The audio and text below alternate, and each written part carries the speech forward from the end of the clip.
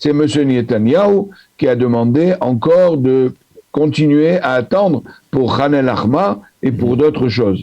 Il ne veut pas se mettre à main avec les Américains. Ça a toujours été la même chose. C'est pas le moment. Alors la question, elle est quand ça sera le moment. Jamais ça sera le moment. Si on ne le fait pas maintenant, on ne le fera jamais. Nous avons le plaisir d'être en ligne avec Dan Bismuth. Dan, bonjour, Boker Tov. Bonjour Daniel, Boker Tov à vous aussi. Je rappelle à nos auditeurs que vous êtes le conseiller du président du conseil régional de Samarie, Yossi Dagan, et nous vous sollicitons bien entendu pour essayer d'avoir un peu votre appréciation et ce que l'on dit également dans l'entourage de Yossi Dagan et au sein de la direction de la Judée et de la Samarie, des dernières mesures prises par le gouvernement. D'abord, vendredi dernier, on le sait, quelques heures après avoir été créée l'implantation sauvage, le point de peuplement, appelons ça comme vous voulez, de Or Chaim a été démantelé sur ordre du ministre de la Défense, Yoav Gallant.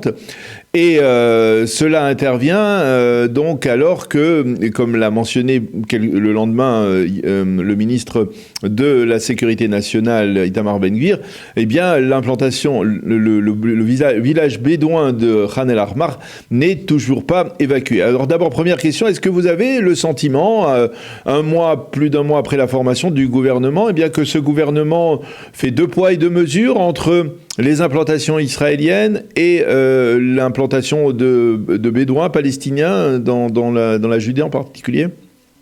Non, je ne dirais pas à ce point, c'est trop rapide, un mois, c'est encore trop tôt pour juger un gouvernement. Mais la chose est sûre, il y a un problème qui doit être réglé à ce niveau-là.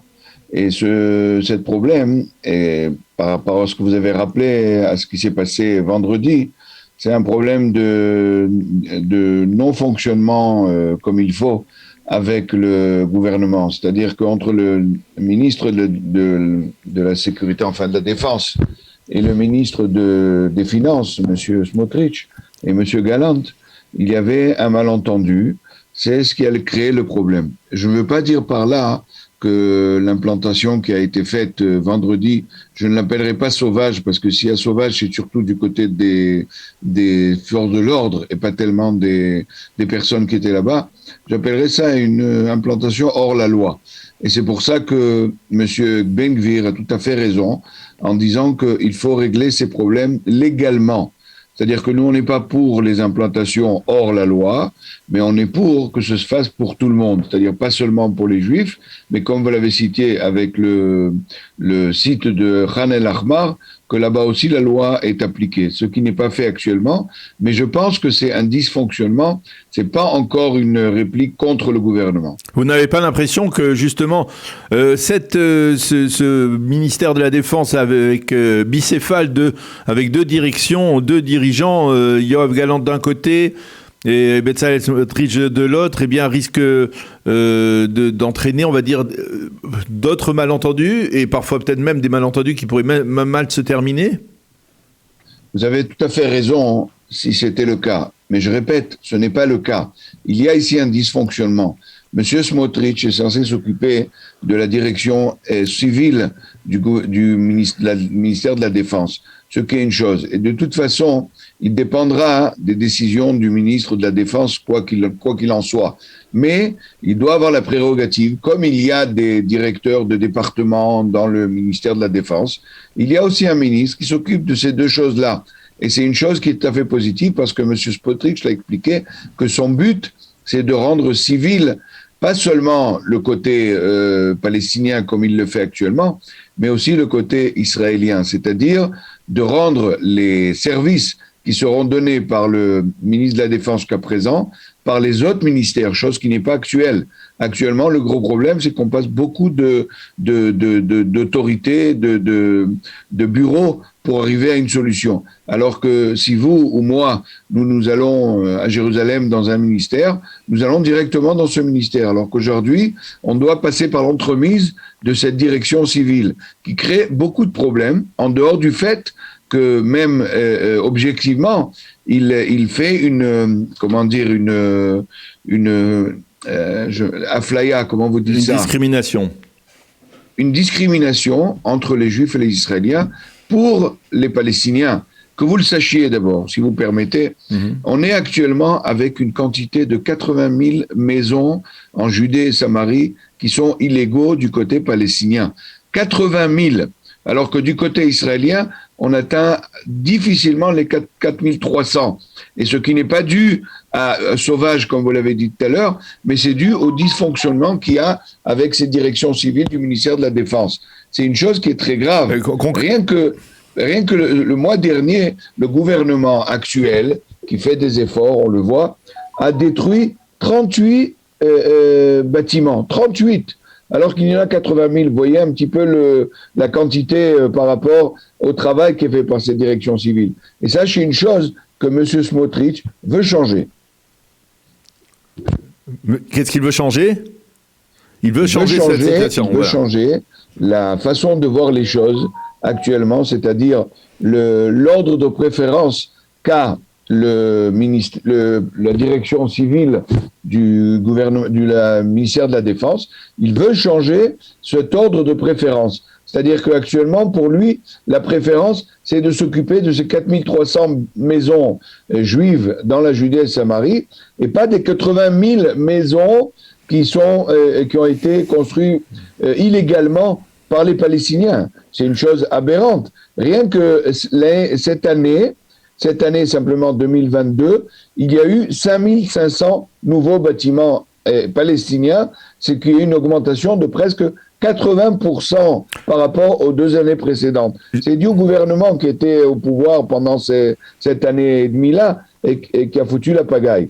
Mais c'est une chose qui doit être réglée autant que ce que vous avez dit par rapport au Khan el-Ahmar. Il faut savoir que moi, vous me connaissez assez bien pour savoir, j'ai beaucoup de critiques sur le Premier ministre, M. Bibi Netanyahu. Cette histoire de Khan el-Ahmar, elle ne date pas du dernier gouvernement. Elle date d'avant ce gouvernement. M. Bibi Netanyahu fait beaucoup plus cas des problèmes par rapport aux États-Unis et à l'Europe que aux problèmes que nous, on a dans la Judée et Samarie. Et ça, c'est grave. J'ai toujours eu cette critique pour lui et je continue à l'avoir. Je suis heureux que le gouvernement a changé et qu'il y a beaucoup plus de gens de droite dans ce gouvernement et j'espère qu'ils vont réussir. C'est pour ça que je dis, je leur donne encore les 100 jours que l'on donne en général à tout le monde. Comme vous l'avez vu, la gauche n'a même pas donné 10 jours. Donc, il faut savoir, ça ne va pas être facile.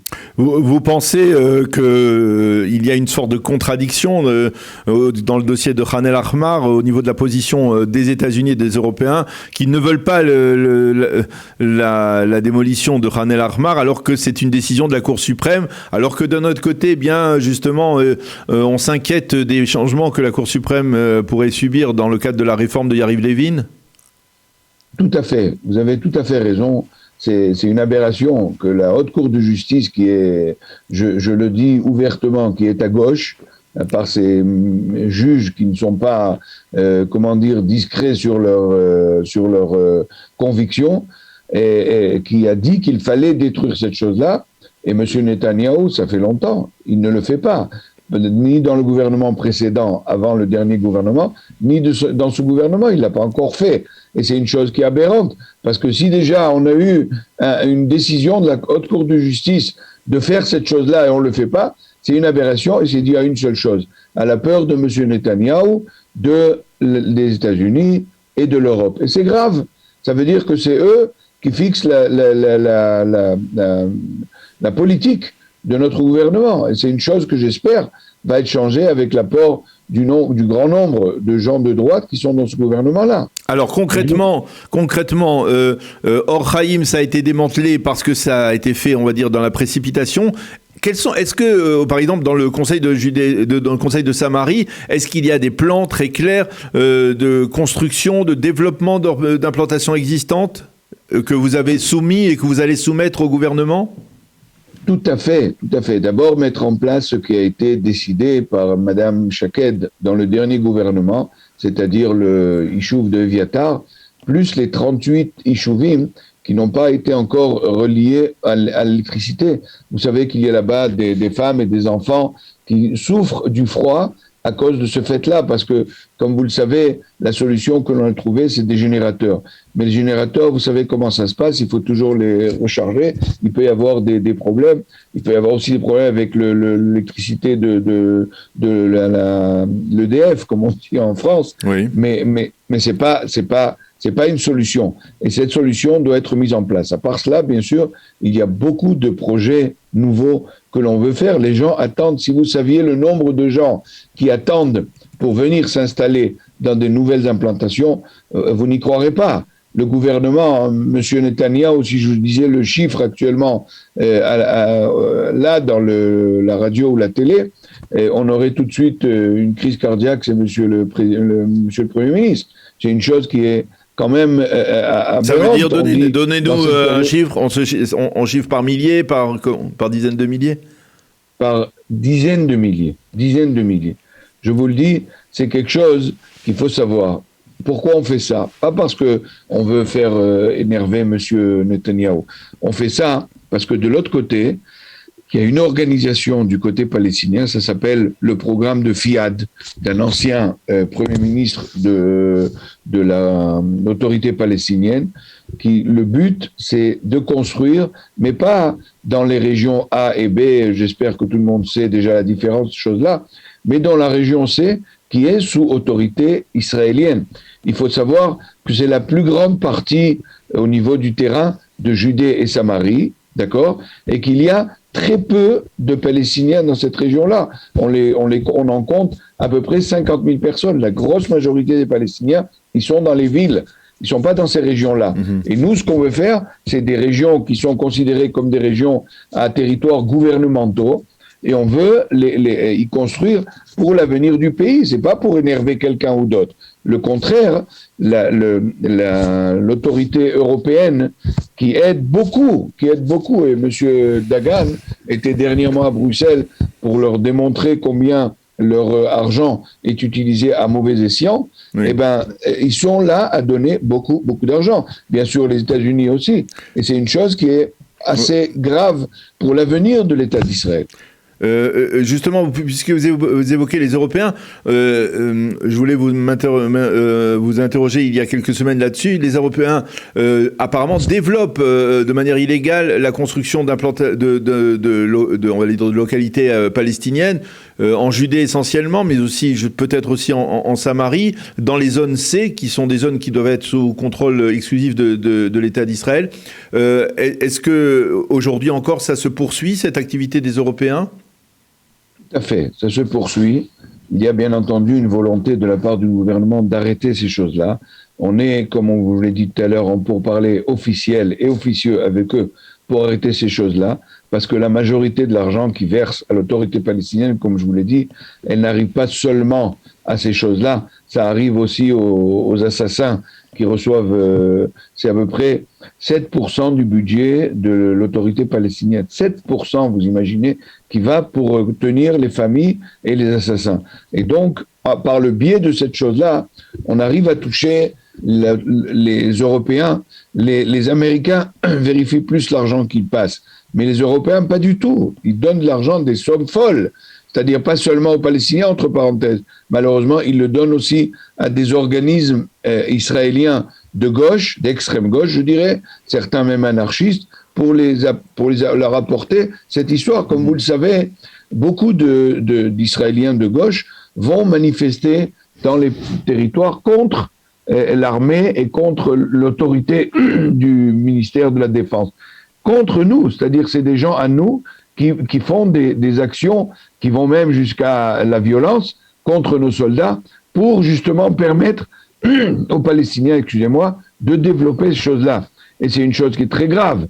Heureusement qu'il y a des organismes israéliens comme Regavim, comme les conseils régionaux, qui font tout pour éviter ces choses-là. Mais jusqu'à présent, on était dans une situation de défense. Avec ce nouveau gouvernement, on espère, je le dis encore une fois, avec des réserves, on espère que ça va changer et qu'on va passer à l'attaque. C'est-à-dire que ces 38 maisons qui ont été détruites pendant ce mois-là, que le gouvernement est arrivé, ça démontre que c'est possible. C'est-à-dire jusqu'à présent, on disait non, c'est une histoire avec les Américains. C'est passé Et grâce à Dieu, il n'y a pas eu de plainte de la part du gouvernement américain et de l'autorité européenne. Ce qu'il y a eu, c'est M. Netanyahou qui a demandé encore de continuer à attendre pour Khan el-Ahmar et pour d'autres choses. Il ne veut pas se mettre à main avec les Américains. Ça a toujours été la même chose. C'est pas le moment. Alors la question, elle est quand ça sera le moment. Jamais ça sera le moment. Si on ne le fait pas maintenant, on ne le fera jamais. Eh bien, on a bien compris votre message. Merci beaucoup, Dan Bismuth, conseiller spécial du président du conseil régional de Samarie, d'avoir été avec nous ce matin, de nous avoir éclairé sur ce dossier lié aux implantations, que ce soit les implantations juives ou les implantations illégales palestiniennes en Judée et en Samarie. Merci beaucoup d'avoir été avec nous ce matin. Bonne journée, à bientôt. De rien, c'est toujours un plaisir d'être avec vous.